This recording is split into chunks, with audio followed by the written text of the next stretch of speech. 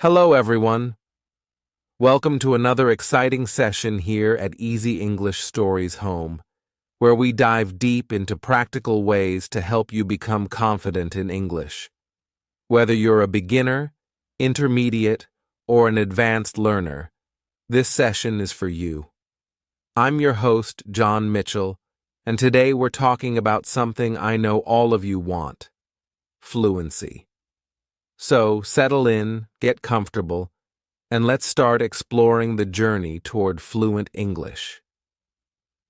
Today's session is called Tips and Tricks for English Fluency, and let me tell you, we're going to break down exactly what fluency means, how you can reach it faster, and some of the most effective techniques I've used and seen others use to master English.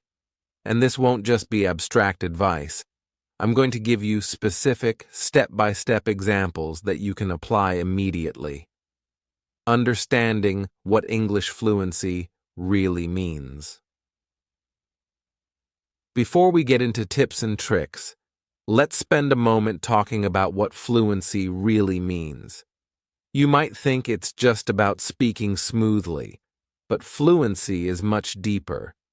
It's about being able to communicate your thoughts clearly without pausing or searching for words too often.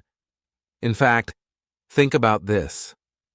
According to a study by the University of Cambridge, nearly 70% of advanced English speakers still have pauses and hesitations, but they're able to connect thoughts clearly.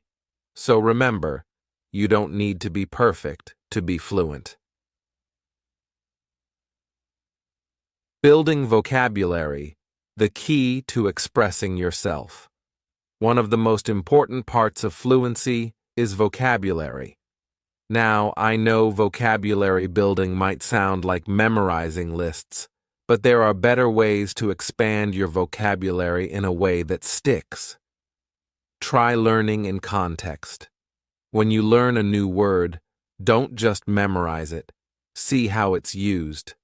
For example, if you're learning the word adapt, you could remember it through sentences like, people adapt to new environments.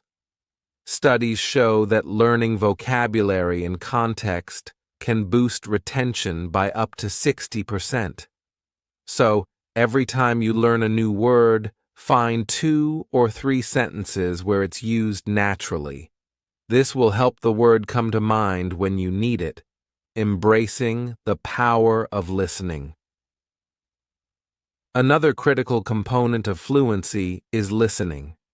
When you listen to native speakers, you pick up on natural rhythm, pronunciation, and the kinds of expressions people actually use. Try listening to English for at least 30 minutes a day, especially conversations. Podcasts like this one are great because you hear real, conversational English. A lot of language experts suggest that listening is about 40% of the process of becoming fluent. You don't even need to understand everything. Just by hearing the rhythm, you're training your brain to recognize patterns in English. Practice speaking with purpose. Now, let's talk about speaking, which is probably the area most learners worry about. When it comes to speaking, many of us fear making mistakes, but mistakes are part of learning. The key here is consistent practice. Speak English as much as you can, even if it's just talking to yourself or reading out loud. I had a student once who practiced for 10 minutes every day by describing her day out loud. She would say things like, "Today, I went to the market and bought apples and oranges." Over time, her confidence skyrocketed because she was building fluency in small steps, using flashcards and spaced repetition. Another powerful technique is using flashcards with spaced repetition, which helps your brain store information in long-term memory. Let's say you have 20 new vocabulary words. Rather than cramming them all at once, review them in spaced intervals. On day 1, then after 2 days, after 5 days, and so on. Studies show that spaced repetition can boost memory retention by 80% over traditional memorization. Recording yourself for improvement. A great way to see your progress is by recording yourself speaking. This might feel awkward at first, but trust me, it's worth it. Record a short paragraph about your day and listen to it. Note the areas you can improve.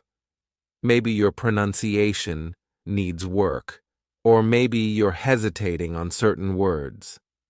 By listening to your own voice, you'll get a clearer picture of your progress and areas to work on. One study by Language Learner Insights found that self-recording helps students improve fluency by up to 30% faster than students who just practice verbally without reviewing themselves. Immersing yourself in English culture. Immersion doesn't mean moving to an English-speaking country. You can create immersion right where you are. Change your phone and social media to English. Watch TV shows or read news articles in English. The more you surround yourself with English, the more natural it will feel to use the language in your daily life. Think of it this way. The average person in an English-speaking country encounters over 3,000 English words a day. By switching your media to English, you can get a similar level of exposure. Practicing with friends or online language partners.